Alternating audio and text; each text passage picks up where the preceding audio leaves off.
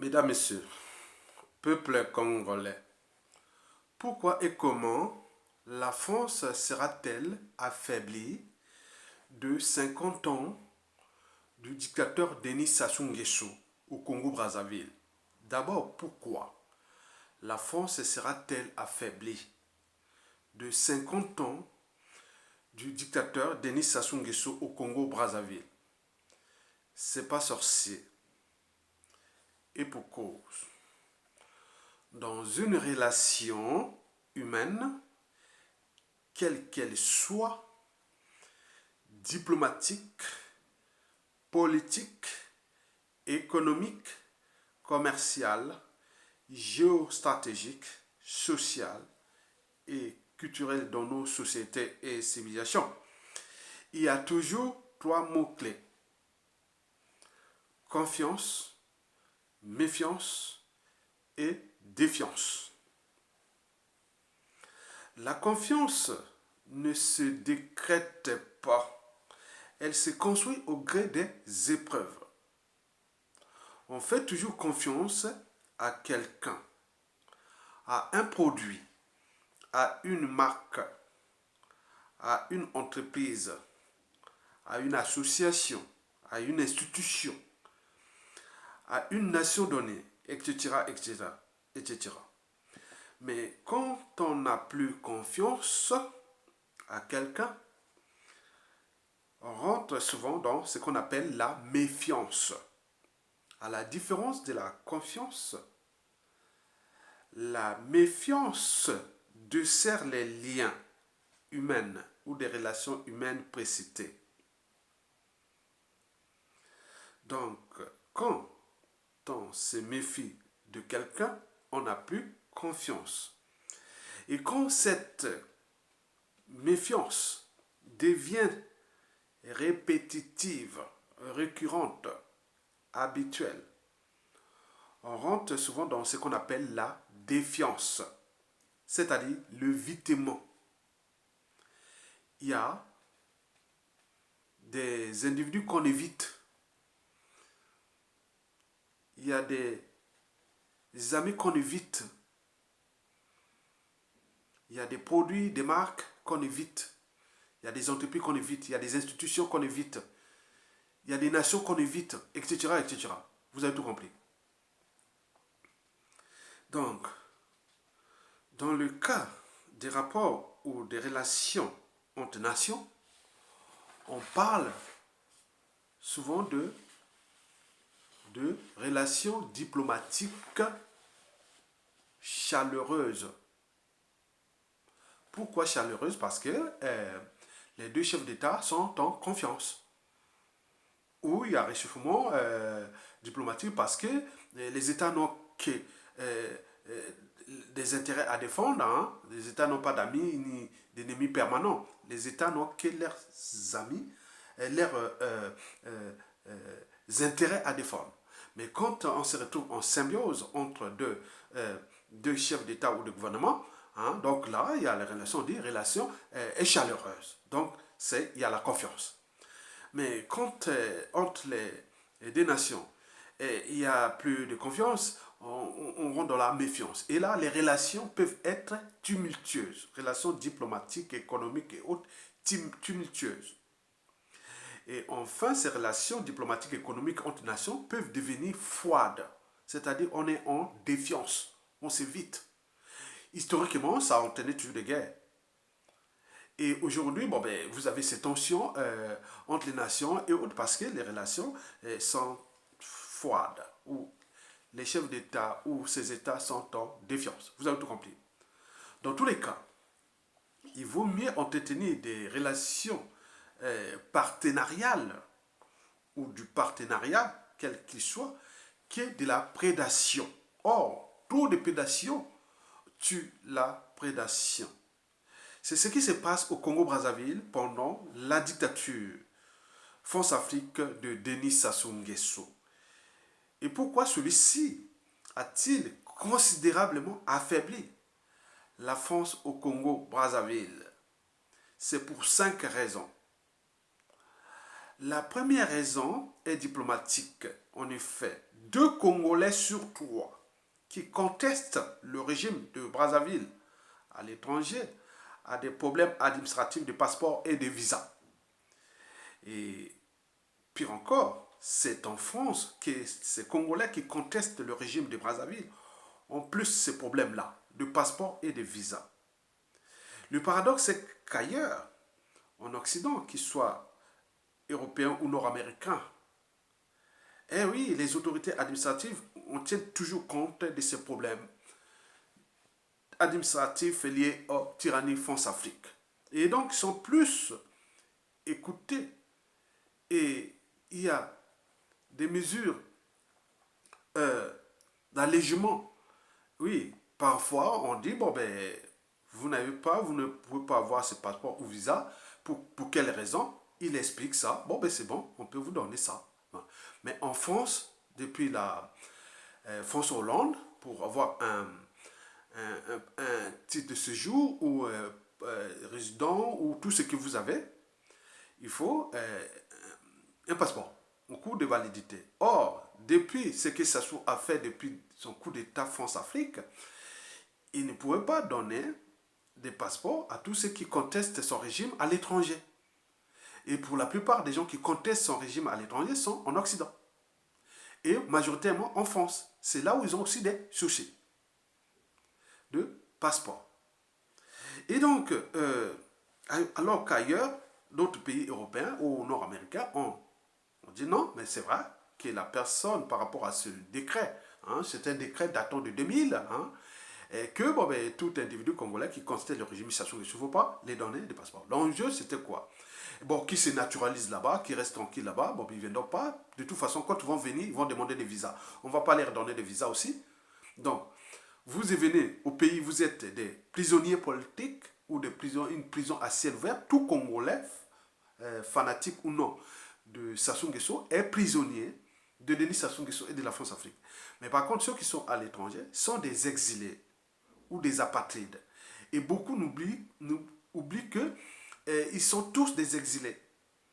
Et certains sont devenus des fugitifs puisqu'ils sont recherchés par la tyrannie. Mais après, lui, combien d'autres victimes? Étant donné que 2 tiers de ces victimes qui sont à l'étranger ou Sassou Nguesso les prive de citoyenneté et autres, pourront à tout instant prendre le contrôle de ce pays. Et c'est là, ça recommence sur d'autres victimes, et notamment sur les anciens bourreaux et membres de famille de l'ancien régime. Mesdames, Messieurs, peuple congolais, de ce qui précède, c'est que bon, 2 tiers de ces victimes qui ont choisi de garder leur nationalité congolaise, même s'ils ont des enfants, petits-enfants, américains ou canadiens ou français ou autres, ils ont choisi de garder leur nationalité. Et pardon, c'est les enfants, petits-enfants disent, papi, papa ou autre, pourquoi tu n'as pas ça depuis des années? Voilà les résultats. Voyez les traumatismes. Voyez ce climat-là. Ça se passe dans la zone France-Afrique. Comment on peut être juge et parti. Et donc, vous avez tout compris. Et donc, ça, ce sont des facteurs déterminants pour l'après Sassou Nguesso au Congo. Et donc, c'est ce que je vais vous expliquer par la suite. Donc, aujourd'hui, il faut se dire que la méfiance et la défiance envers la France-Afrique est totale. Et les conséquences diplomatiques, je vous en parlerai. Comment la France est-elle affaiblie au Congo, ou plutôt comment les relations diplomatiques, économiques, commerciales et géostratégiques de la France au Congo-Brazzaville après Sassou Nguesso risquent d'être potentiellement et structurellement problématiques, c'est-à-dire tumultueuses, c'est-à-dire en méfiance, ou froides, c'est-à-dire en défiance. Mesdames et messieurs, peuple congolais, la deuxième raison est politique au regard des 3e mandats France-Afrique sans fin. En conséquence, la liquidation des populations entières et la privation des libertés et de la dignité des Congolais le sacrifice des générations politiques entières. Le Congo, Brazzaville, de Denis Sassou Nguesso et de sa France-Afrique, c'est un pays sans espoir, ni lendemain à construire et encore moins de futur à édifier. En cause de la super prédation de Denis Sassou Nguesso France-Afrique, trop de prédation tue la prédation. La quatrième et l'avant-dernière raison est géostratégique ou géopolitique. Historiquement, la France fut le gendarme de l'Afrique de 1945 à peu près jusqu'à la fin du mur de Berlin en décembre 1989. Et depuis ce temps-là, la France ne cesse de perdre son influence. Jusqu'en 1990, la France était le gendarme de l'Afrique, avec plus de 90% d'influence. En 30 ans, elle en a fondu plus de 80%. Pas à cause des Congolais ni des Africains francophones, non. C'est d'une part à cause des mentalités, habitudes et comportements néocoloniaux d'une certaine oligarchie politico-affairiste française, de gauche comme de droite, qui a pris l'Afrique francophone comme sa propriété privée et de la France comme leur compagnie d'assurance ou de réassurance. Le résultat des courses, la méfiance et la défiance des Africains francophones envers cette élite corrompue et mondialisée française ne cesse de se déclasser,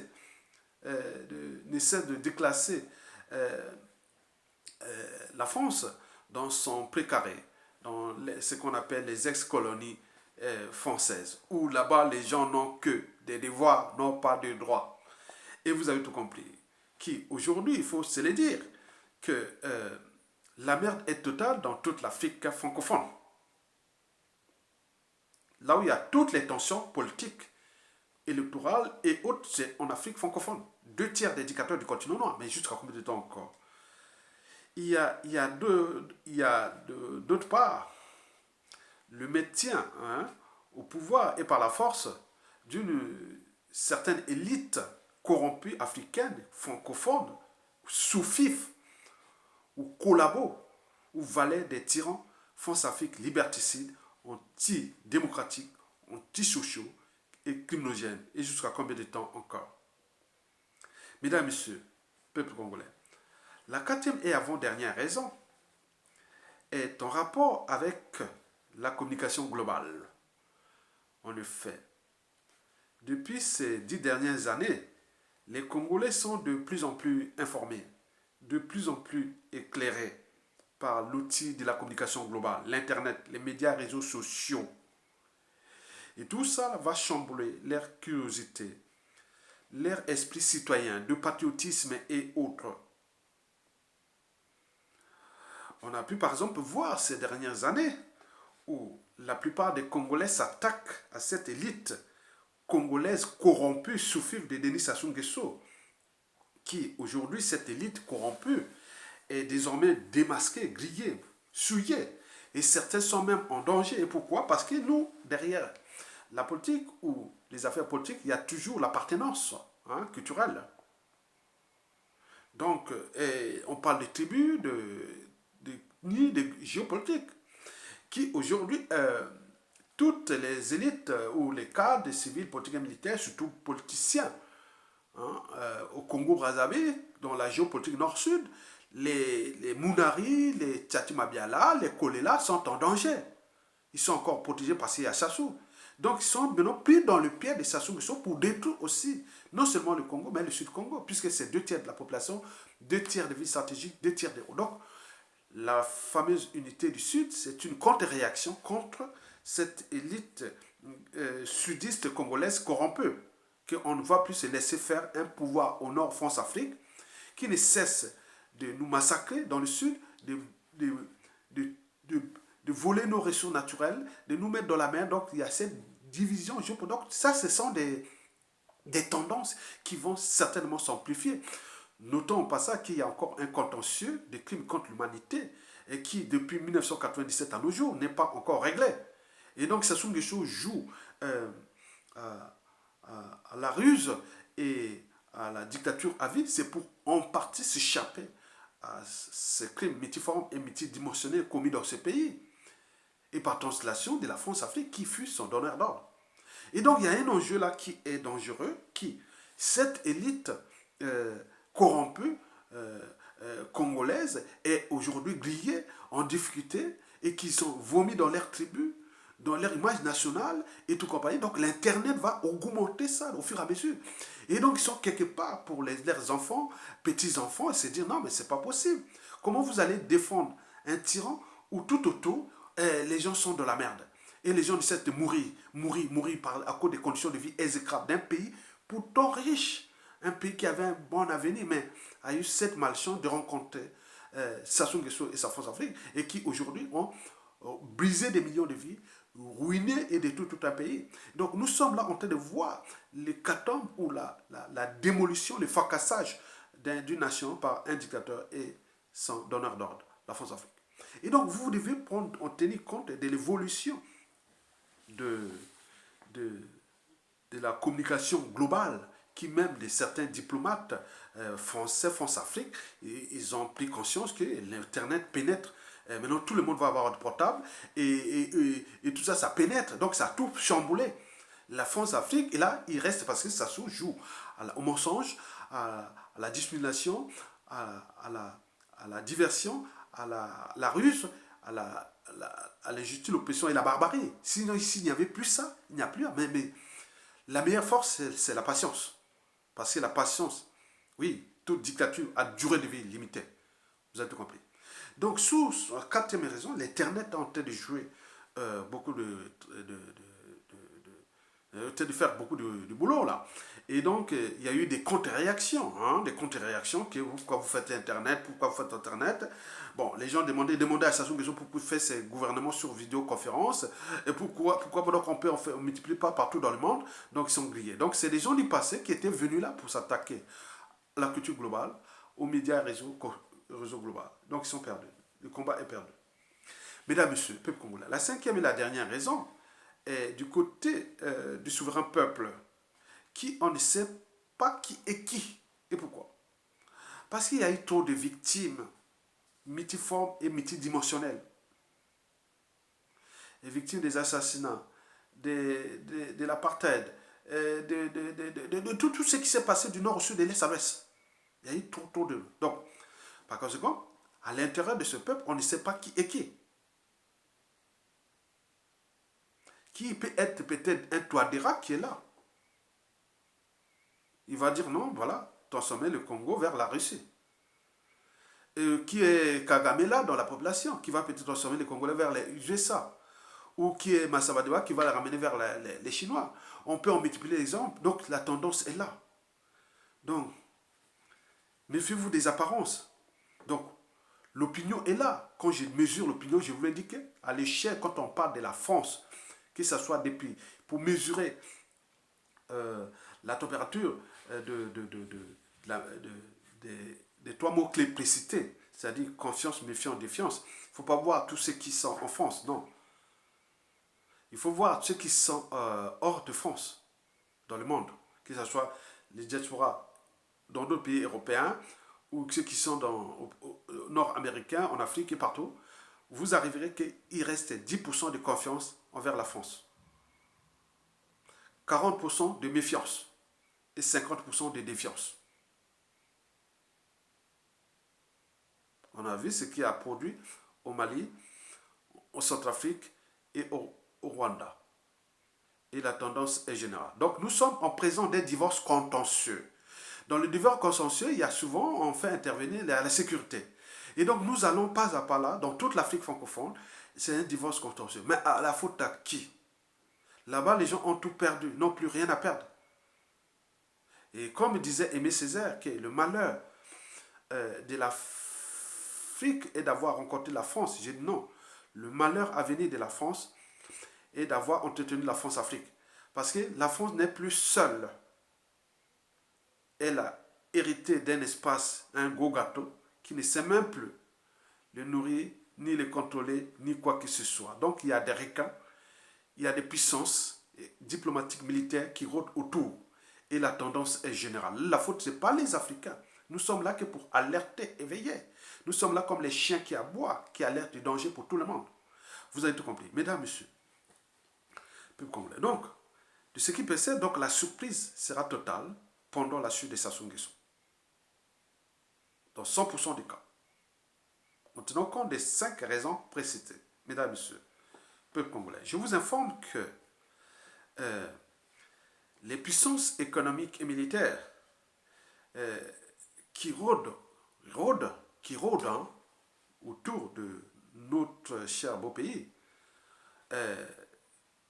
sont aujourd'hui en train de chouchouter certaines élites congolaises qui sont installées chez eux. Par exemple, en Russie, au niveau militaire, au niveau politique, autres, il y a beaucoup de gens qui sont là-bas, qui sont aujourd'hui chouchoutés par la Russie. Malgré la difficulté que le pays là, le Congo, est entraîné dans la merde, la Russie continue à chuchoter beaucoup de ces Congolais-là, qui disent que c'est une matière qui, à tout instant, peut être aussi pour les intérêts de la Russie à venir, qui veut revenir en Afrique et devenir une grande puissance, comme le fut par le passé, comme elle fut par le passé. Et n'oublions pas la Chine, on n'en parle plus. Hein. Bon. Les Américains, beaucoup de Congolais sont maintenant aux États-Unis. Imaginez-vous, dans les années 2000, il n'y avait pas beaucoup de Congolais aux États-Unis. Il y en a beaucoup. Vous avez beaucoup en Grande-Bretagne. Vous avez beaucoup qui vont en Allemagne. Vous voyez que le premier pays qui a la puissance qui est au rang d'investisseurs ou autres en République démocratique du Congo, c'est qui? On croyait que c'était les Chinois ou autres. Non, ce sont les Allemands. Et pourtant, on n'a pas les colonies. Les Allemands sont en train de revenir par la force. Donc, tout le monde est en train de guetter tout autour. Il y aura des bouleversements majeurs à venir. La France sera isolée, il n'aura plus de force, et les autres vont prendre tout ce qui était avant ou répète. Donc, nous sommes dans un processus qu'il faut retenir que dans toute relation diplomatique, économique, militaire et autres, il y a les 3 mots-clés: confiance, méfiance et défiance. Donc, à force de choquer, à force de tout ça, donc vous voyez, ça se transforme toujours au niveau des relations. Parce que de toute façon, quand on fait une relation d'un pays à un pays, donc il faut aller voir des humains, il faut voir des individus, des élites, des militaires, des politiciens, des intellectuels, autres. Donc c'est ça, c'est un ensemble. Donc ça que je vous en train de dire, en toute liberté de conscience, que la plupart des pays sont en train de chouchouter les ressortissants d'Afrique centrale, l'Afrique équatoriale, qui est le bassin le plus riche du continent, et qui aujourd'hui va être au cœur des enjeux de demain. Et donc, vous avez tout compris. Et donc, pour historiquement, vous savez que les pouvoirs ou les pouvoirs africains qui avaient brusquement ou brutalement tourné le dos à la France, c'est des gens qui venaient toujours de la France. On a vu Sékou Touré. On en a vu les Touadéra, on en a vu plein de trucs, donc on en voit. Ça va être là. Donc nous sommes dans cette dynamique. Parce que la France n'a pas su anticiper. Et nous sommes là en train de lancer des alertes et de dire non, non, nous avons une zone francophone qui a une couverture au niveau linguistique parce que pour faire les affaires, pour l'économie haute, c'est la langue. Or, la langue, c'est la langue française qui est majoritairement parlée en Afrique. Or, c'est là-bas que la France est en train aussi de mettre en danger son danger. Donc cette couverture-là, au lieu de passer de la France-Afrique des dictateurs à la France-Afrique des peuples, où on tient encore des modèles qui existent déjà, et que nous allons dans cette transformation, mais elle ne tient pas compte, il n'y tient pas compte. Je l'ai répété plusieurs fois, il n'y tient pas compte. Donc, certainement, elle va certainement se fracasser parce qu'elle n'est plus la seule puissance économique, militaire au monde, comme le fut les gendarmes de l'Afrique, avec ce rôle de l'ancien ordre mondial. Donc tout s'était chamboulé à la fin de la guerre froide, où il y a eu émergence d'autres puissances qui vont encore être plus puissantes, et au moment où les précarés, France-Afrique, et oui, quand vous êtes en situation de divorce contentieux, quand certains ont déjà dit non. Bon, donc là, nous sommes dans cette situation. Donc il faut rappeler ça à la France, qui là-bas, les gens n'ont pas perdu. C'est elle qui a tout à perdre. Mesdames, Messieurs, peuple congolais, donc, c'est en France qu'on continue à humilier les cadres civils, politiques et militaires qui ont fui des régimes tyranniques qui elles-mêmes continuent à entretenir. Mais c'est même ces problèmes-là, ces gens-là, qui demain peuvent être aussi des gens qui viendront. Voilà. Donc vous avez tout compris que tout ce que nous avons dit de la France, elle ne tient pas compte. On ne tient pas compte. Ils ont leur timing, ils ont leur sur. Bon, ça, on ne peut rien faire. Alors, mesdames, messieurs, comment la France sera-t-elle affaiblie des 50 ans de Denis Sassou Nguesso au Congo? Ou plutôt, comment les relations diplomatiques, militaires, commerciales, géostratégiques de la France au Congo et dans la sous-région du bassin du Congo seront potentiellement et structurellement problématiques. Bon, je ne suis pas un prophète, je ne suis ni marabout, ni un pasteur, ni un sorcier, ni quoi que ce soit, non. Je ne suis qu'un citoyen, quelqu'un qui a fait l'école, qui sait analyser des choses et expliquer ça aux autres. Chacun peut nourrir le débat et faire ça en toute liberté de conscience. Parce que moi, j'ai toujours dit, quels que soient les enjeux, ma conscience sera toujours au-dessus de l'appartenance. C'est ce que j'ai défini, moi, ma liberté de conscience. Ma liberté de conscience. Et donc, cette liberté de conscience est là. Donc, moi, aujourd'hui, j'ai le cœur et la raison. Le cœur est au Congo et la raison est en France, parce que moi, j'ai des enfants, ils sont français, ils votent en France, et demain, ils vont avoir petits-enfants bientôt. Et donc, voilà. Donc, ça, on peut pas, c'est une réalité qui est personnelle, et donc, on ne peut pas, voilà. Donc, vous imaginez. Et donc, je ne suis pas un marabout. Je suis ni autre. Donc, j'ai ma liberté de conscience. Et cette liberté de conscience va gouverner toute mon existence. Donc, au cœur de l'enjeu, je voulais toujours garder ma liberté, ma dignité. Ma liberté de penser, de réfléchir et autres, quels que soient les enjeux. Vous avez tout compris. Mesdames, Messieurs, comme je vous l'ai dit que je ne suis pas un marabout, ni féticheur, ni chaman, ni sorcier, ni quoi que ce soit, magicien, tout compagnie, on peut dire. D'autres vont dire là-bas, oui, c'est un sorcier ou autre. Bon, là-bas, tout est raccourci. Je peux vous avouer que dans 100% des cas, d'abord, avant la chute de Sassou Nguesso, dans 100% des cas, retenez bien tout Congolais, que vous soyez prisonnier au pays. Parce que tous les Congolais qui sont au pays, il faut dire que vous êtes des prisonniers. De Sassou et la France-Afrique. Vous êtes des prisonniers. Personne ne peut vous dire non, vous êtes des prisonniers. Maintenant, par contre, ceux qui sont à l'étranger, qu'ils soient fanatiques ou pas, ou autres, vous êtes des exilés. Parmi ces exilés, il y a des fugitifs qui sont recherchés par la tyrannie et la France-Afrique. Et donc, vous avez tout compris. Donc, moi, je vous les forme, en mon âme et conscience, que d'ici la chute de Sassou, celui qui a au moins un cerveau, une âme et une conscience, ce pays-là est détruit. Le pays-là est détruit. Le pays ruiné est détruit. Donc Sassou et la France sont en train de détruire. Son discours à ses captifs de 23 décembre 2020 là, c'est pour montrer que bon, si vous n'êtes pas capable de vous rebeller, de vous révolter, de vous structurer, organiser et me faire partie comme l'ont fait les Algériens, les Burkinabés, les Soudanais, ils ont fait partout, vous pouvez glander, rien du tout.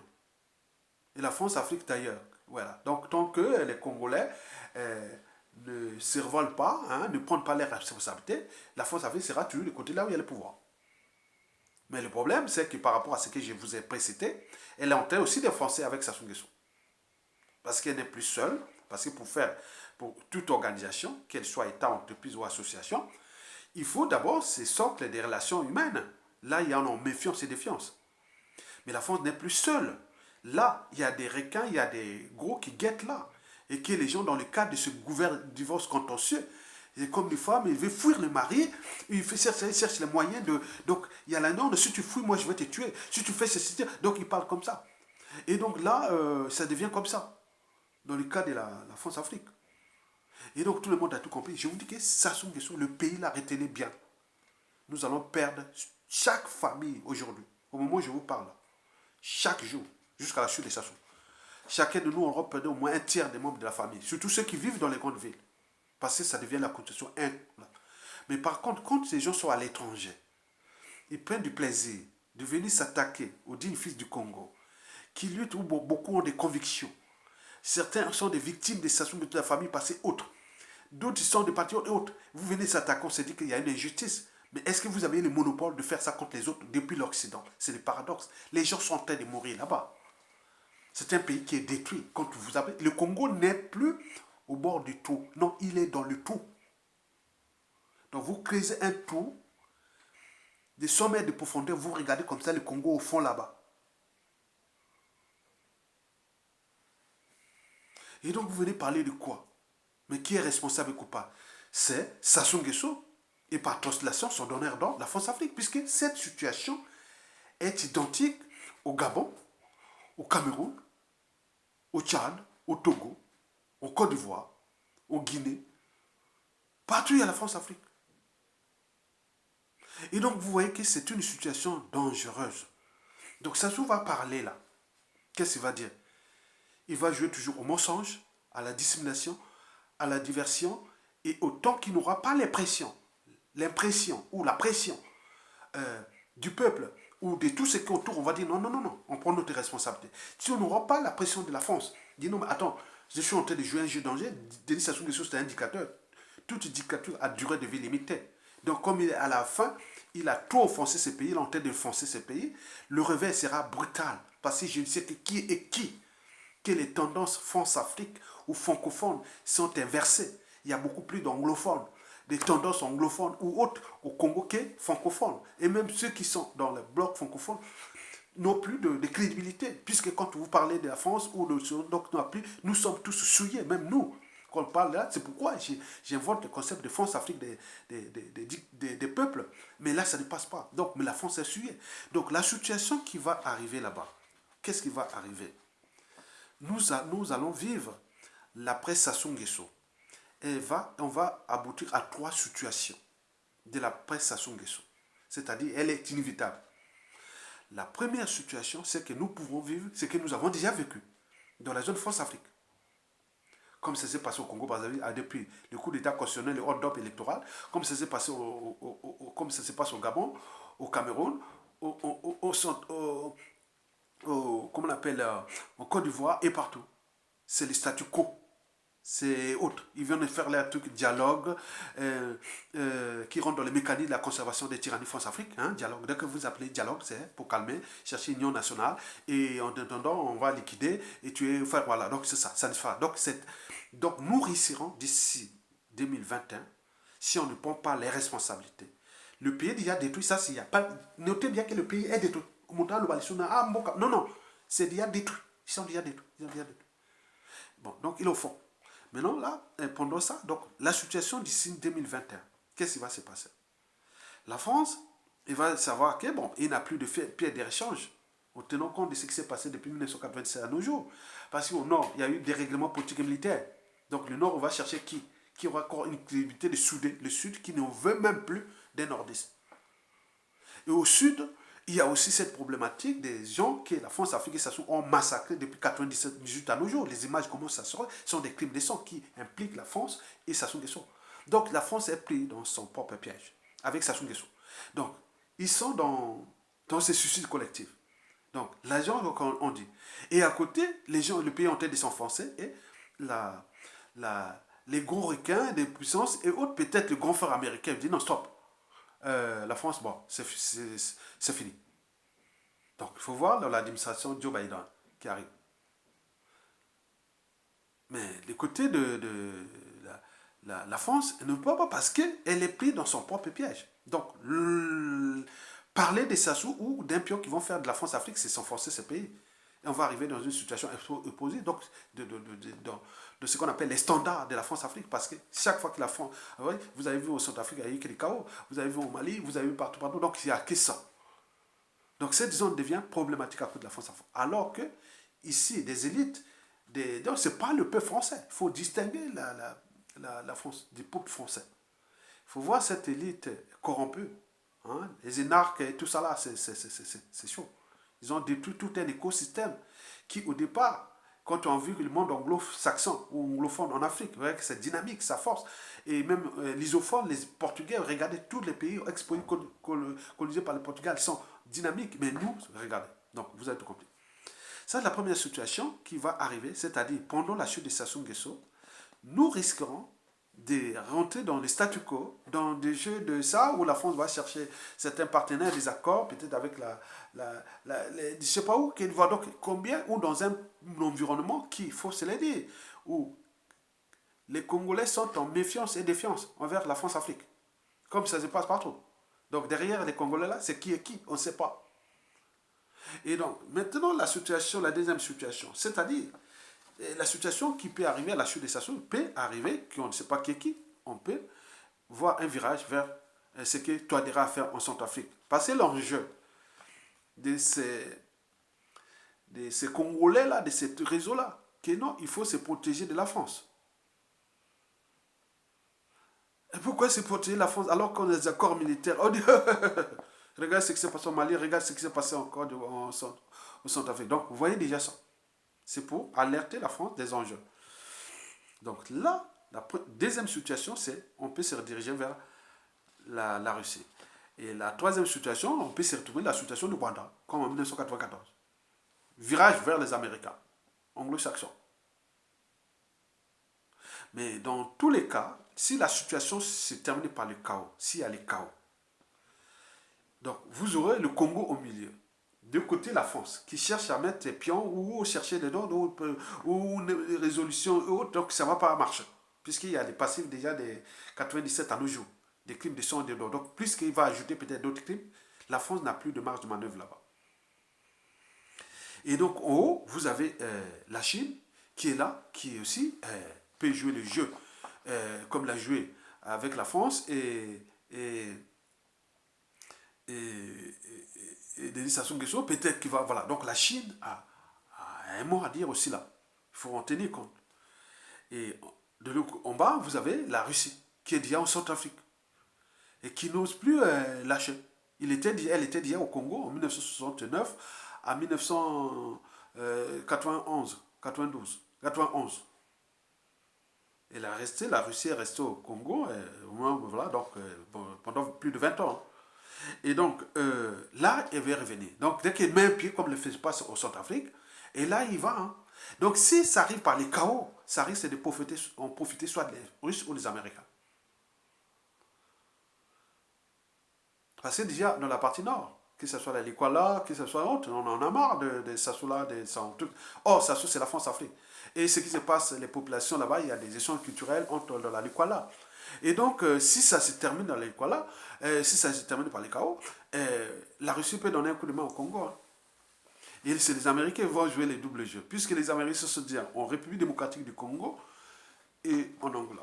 Donc, en réalité, les Américains vont dire non, stop, la France, voilà, on t'a laissé ce gâteau-là depuis la fin de la Deuxième Guerre mondiale, alors que tu ne méritais pas d'avoir cette place de gendarme de l'Afrique parce que tu avais des ex-colonies. On t'a dit, bon, on t'a donné ce gâteau-là de la France-Afrique et que tu n'as pas fait, même décolonisation, tu n'as pas bien fait la décolonisation et aujourd'hui, on assume les conséquences.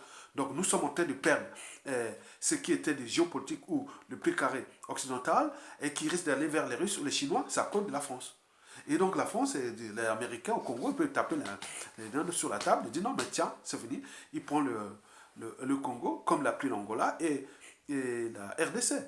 Donc tout ce carré-là, ça va être des Américains qui, par effet dominant, ça va arriver au comment on appelle, au Gabon, et peut-être les Allemands peuvent revenir au Cameroun, ou on ne sait pas, donc tous ces bouleversements sont en cours. Donc méfiez-vous des apparences Union européenne ou autres, mais la France est perdue. Elle n'a pas su anticiper. Donc je vous dis que si ça se termine par le chaos, il est sûr et certain que notre protecteur sera soit américain ou russe. Mais si ça ne se termine pas dans le chaos, si la France se dit, ah non, non, ça devient dangereux, hein, pardon. Comme les gens disent là, transition, j'impose Sassou Nguesso, on éjecte Sassou Nguesso. Comme il connaît les secrets auto, moi j'ai dit, mais Sassou Nguesso n'est pas être jugé. Hein. Pourquoi? Parce que Sassou connaît trop des secrets de la France-Afrique. Et inversement. Donc ces gens-là croient quoi que Sassou va être jugé à la CPI pour les crimes de 97 à nos jours. Non. Je pense qu'il pourra être sacrifié. Hein. On voit, ah, Sassou Akoufi. Bon, Akoufi, bon, comment il est mort? Akoufi n'est bon, peut-être que bateau il y a pourtant le ah tiens, parce que wana il faut pas bima.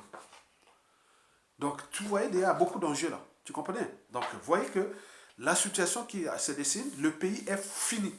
On est en train de détruire le pays. Ok? Deuxièmement, que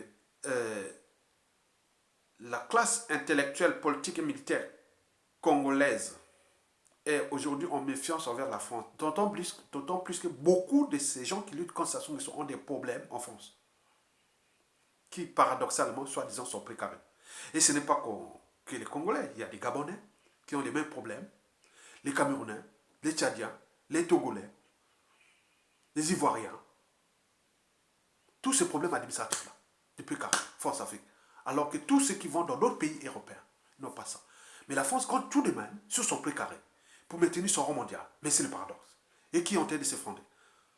Et troisièmement, il faut se dire que la situation qui va se terminer, certes, on peut arriver à un statu quo. Et ce statu quo-là, certes, le Congo va s'effondrer, on va arriver dans une situation d'une poudrière comme l'a eu la Centrafrique ou au Mali, où on va se retrouver comme l'ADN de la France-Afrique. C'est comme ça. Et on pourra se sortir dans une situation où on ne sait pas. Mais dans tous les cas, si ça se termine par les chaos, quatrièmement, il faut se dire que nous serons de revenir sous les irons de la Russie ou des Américains. De toute façon, le monde là-bas, le Congo là-bas, sont en méfiance et défiance. Et donc, ces nations-là, ils sont stratégiques, ils sont en train de former leurs élites congolaises. Beaucoup des Congolais sont libres service au Canada, aux États-Unis, d'autres sont les pays anglophones, et d'autres même en Allemagne et tout compagnie. Donc, parce qu'ils comptent sur l'avenir, parce que le 21e siècle est africain. Et le 21e siècle africain va se passer où? Dans le bassin du Congo. Nous savons que nous sommes sur un espace béni de plus de 8 millions de kilomètres carrés. C'est énorme.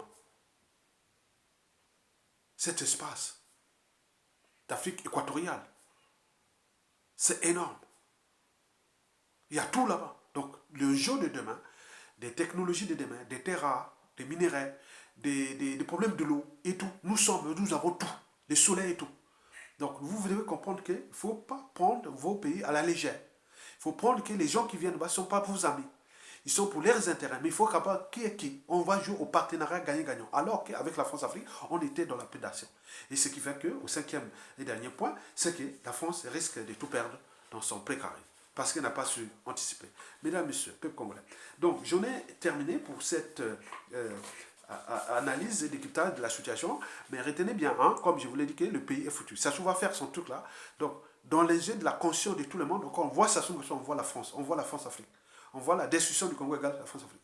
À elle de repenser son image, qui m'appelle quelqu'un au Congo, mais aussi dans toute la... Mais comme ils sont peut-être entrés aussi dans le piège, ils ne pourront pas peut-être, je ne sais pas, bon, bref, les situations est comme ça, parce que derrière tous ces problèmes économiques ou d'État, c'est toujours les humains. Mais on ne détruit pas l'humain, on n'humilie pas les humains. La France-Afrique et Sassou ont tout humilié, les Congolais. Partout ils sont. Et donc, s'ils ne prend pas conscience de ces enjeux, il aura tout perdu. Parce que les autres puissances sont déjà là et que nous avons la chance que nous ne serons plus dans le giro France-Afrique. Mesdames, Messieurs, peuple congolais, je vous remercie.